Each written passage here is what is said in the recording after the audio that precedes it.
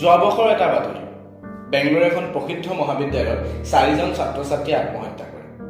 বাতৰিটো এইটো নহয় যে 4জন ছাত্ৰ ছাত্ৰীয়ে আত্মহত্যা কৰে, বাতৰিটো এইটো যে বেংগলোৰ এই বিশেষ মহাবিদ্যালয়খনে এটা বিশেষ কাম কৰিলে। এই যে 4জন ছাত্ৰ ছাত্ৰীয়ে আত্মহত্যা কৰিলে তাৰে 3জনে আত্মহত্যাৰ বাবে চিলিং ফেনখন ব্যৱহাৰ কৰিছিল। চিলিং ফেনত ফাঁচি লাগি এইসকল ছাত্ৰ ছাত্ৰীৰ মৃত্যু হ'ল। কিন্তু বেংগলোৰ মহাবিদ্যালয়খনে কি কৰিলে যে সমগ্ৰ হোষ্টেলৰ চিলিং ফেন অঁতৰাই দিলে। সাধাৰণভাৱে আমাৰ ভাৰতত আত্মহত্যা তথা মানসিক স্বাস্থ্যৰ লগত জড়িত উত্তৰ বা সমাধান চিলিং ফেন অঁতৰাই দিয়ক, সমস্যাটোৱে অঁতৰাই দিয়ক বা উৎসটোৱে অঁতৰাই দিয়ক, তেতিয়া মানসিক স্বাস্থ্য বা আত্মহত্যাৰ দৰে সমস্যাৰ সমাধান হ'ব। ভাৰতত বাঢ়ি অহা ষ্টুডেণ্ট ছুচাইড অৰ্থাৎ ছাত্ৰ ছাত্ৰীৰ আত্মহত্যা, আজি আমি এই বিষয়ে কথা পাতিম। A father breaks down at the mortuary in Kota as he stands outside to identify the body of his 16-year-old son who was preparing for the IIT exams. মহানগৰীত পুনৰ ছাত্ৰৰ আত্মহত্যা। 2 নং মঠঘৰীয়াত আত্মহননৰ পথ বাছি ল'লে দ্বাদশ শ্ৰেণীৰ ছাত্ৰ। अब बात करते हैं राजस्थान के कोटा की, जहां पर एक और स्टूडेंट ने तनाव की वजह से खुदकुशी कर ली। 17 साल की छात्रा ने 5वीं मंजिल से छलांग लगाकर मौत को गले लगा लिया। सुसाइड की वजह डिप्रेशन और इंजीनियरिंग में एंट्रेंस नहीं होना बताया जा रहा। কেইদিনমানৰ আগতে IIT বম্বেত এজন 18 বছৰীয়া ছাত্ৰই আত্মহত্যা কৰে। এইটো নতুন ঘটনা নহয়। ছাত্ৰ সমাজত আত্মহত্যা এক নতুন ঘটনাৰূপে আজিৰ সমাজত প্ৰতিষ্ঠিত নহয়। 28জন ছাত্ৰ ছাত্ৰী ভাৰতত প্ৰতিদিনে 28জন ছাত্ৰ ছাত্ৰী আত্মহত্যা কৰি আছে। আত্মহত্যাৰ দৰে এটা সমস্যা, যিটো সমস্যাই সামাজিক সমস্যা হৈ পৰিছে, সেই সামাজিক সমস্যাটোৰ ওপৰত আমি গুৰুত্ব কিয় দিয়া নাই? আমি বিশেষভাৱে ক'ব লাগিব যে কোভিড মহামাৰীৰ কালছোৱাৰ পিছত ভাৰতত ছাত্ৰ ছাত্ৰীসকলৰ মাজত আত্মহত্যাৰ হাৰ বৃদ্ধি পায়। ইয়াত দিয়া চাৰ্টখনত আমি সম্পূৰ্ণৰূপে দেখিবলৈ পাইছোঁ যে যোৱা 5 বছৰে ভাৰতত আত্মহত্যাৰ হাৰ বাঢ়িছে, কেৱল বাঢ়িছে। ভাৰত এনেকুৱা এখন দেশ যিখন দেশত 15 পৰা 29 বয়সৰ সেইসকল মানুহৰ সংখ্যা জনসংখ্যাত বেছি আছে। কিন্তু ভাৰত লগতে এনেকুৱা এখন দেশ যিখন দেশত 15 পৰা 29 বছৰ বয়সত আত্মহত্যাৰ হাৰ আন দেশৰ তুলনাতকৈ বেছি। ভাৰতত বাঢ়ি অহা এই আত্মহত্যাৰ হাৰটোৱে কি সূচায়? ভাৰতৰ এই আত্মহত্যাৰ হাৰৰ বৃদ্ধিৰ আঁৰত কি আছে? ছাত্ৰ ছাত্ৰীসকলৰ মাজত যি আত্মহত্যা তথা মানসিক স্বাস্থ্যৰ কেন্দ্ৰিক যি সমস্যাসমূহ বৃদ্ধি পাইছে, সেই সমস্যাসমূহক লৈ পিনি পৰ্যালোচনা কৰাৰ প্ৰয়োজনীয়তা আছে।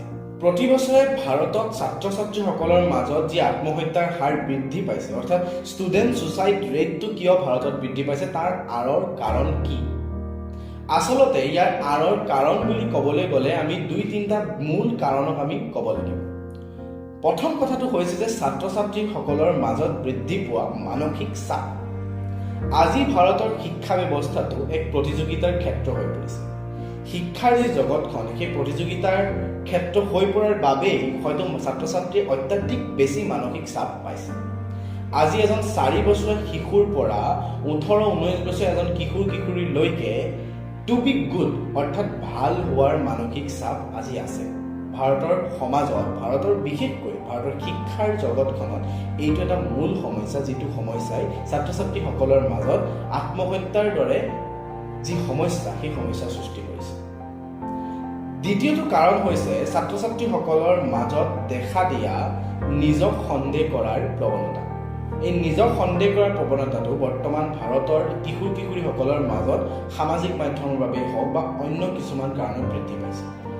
তৃতীয়টো কাৰণ আটাইতকৈ ডাঙৰ কাৰণ, ছাত্ৰ ছাত্ৰীসকলৰ মাজত বাঢ়ি অহা মানসিক স্বাস্থ্য, মেণ্টেল হেলথ, যাক আমি আটাইতকৈ বেছি নাকচ কৰোঁ বা ভালদৰে আমি মন নিদিওঁ যে এইটো এটা সমস্যা হয়। বিশেষভাৱে উল্লেখযোগ্য যে centre for the study of developing ছ'চাইটিজৰ তথ্য অনুসৰি ভাৰতত 10জন ছাত্ৰ ছাত্ৰীৰ ভিতৰত 4জনে ডিপ্ৰেশ্যনৰ দৰে মানসিক ৰোগত আক্ৰান্ত। আমাৰ হাতত থকা তথ্য অনুসৰি ভাৰতৰ 11% মহাবিদ্যালয় আৰু 8% বিদ্যালয়সমূহত আত্মহত্যাৰ দৰে সমস্যা দেখা দিছে। আজি ভাৰতত যি ছাত্ৰ ছাত্ৰীসকলৰ মাজত আত্মহত্যাৰ দৰে যি সমস্যা বা সামাজিক সমস্যাসমূহ সৃষ্টি হৈছে, তাৰ সমাধানৰ পথ আছে। প্ৰথম কথা, এই আত্মহত্যা মানসিক স্বাস্থ্যৰ লগত জড়িত যি সমস্যা বা নৱপ্ৰজন্মৰ মাজত দেখা দিয়া যি মানসিক স্বাস্থ্য কেন্দ্ৰিক যি সমস্যা, সেই সমস্যাসমূহ সমস্যা হিচাপে আমি ল'ব লাগিব। সেই সমস্যাসমূহক এটা ৰোগ বুলি ভবাৰ পৰিৱৰ্তে এটা বিশেষভাৱে গুৰুত্বপূৰ্ণ দিবলগীয়া এটা বিষয় বুলি ভবাৰ পৰিৱৰ্তে আমি সমস্যা সমাধানৰ বাবে কিছুমান পথ বাছি ল'ব লাগিব। প্ৰথম কথাটো হ'ব যে সমস্যাটো হৈছে নে নাই হোৱা সেই কথাত মন দিয়া। এইখিনি ক্ষেত্ৰত বিদ্যালয় মহাবিদ্যালয়ৰ ঘৰুৱা পৰিৱেশৰ গুৰুত্ব আছে। দ্বিতীয় কথাটো হৈছে যে সমস্যাটো যে হৈছে মানসিক স্বাস্থ্য ভুক্তভোগী কোনোবা হৈছে সেই কথাটোত একনলেজ কৰা, অৰ্থাৎ সেই কথাটোৰ যে সম্ভাৱনা আছে এজন ছাত্ৰ বা এজন ছাত্ৰীৰ মাজত সেই কথাটোক ধৰা পেলোৱা। তৃতীয় কথাটো হৈছে যে এই যে মানসিক স্বাস্থ্যকেন্দ্ৰিক যি ব্যৱস্থা সেই ব্যৱস্থাৰ বাবে যি আমাৰ সা সুবিধাখিনি আছে, থেৰাপি হওক, চাইক'লজিষ্টৰ লগত কনচাল্ট কৰা হওক বা বিভিন্ন ধৰণৰ যি প্ৰক্ৰিয়া আছে সেই প্ৰক্ৰিয়াসমূহৰ লগত চিনাকি কৰোৱা। এইটো এটা বহুত বৃহৎ সমস্যা। ঠিক যি সমস্যাসমূহ সমাধানৰ প্ৰয়োজনীয়তা আছে, যদি সমাধান নহয় তেতিয়া আমাৰ সমাজৰ বাবে এই সমস্যাসমূহ এক দুৰাৰোগ্য তথা এক বিশেষ ধৰণে প্ৰভাৱ পেলাব পৰা আৰু প্ৰত্যক্ষৰূপে প্ৰভাৱ পেলাব পৰা এক সমস্যাৰূপে পৰিগণিত হ'ব। তাৰ ফলত আপোনাৰ আৰু মোৰ জীৱনত প্ৰত্যক্ষৰূপে প্ৰভাৱ পৰিব।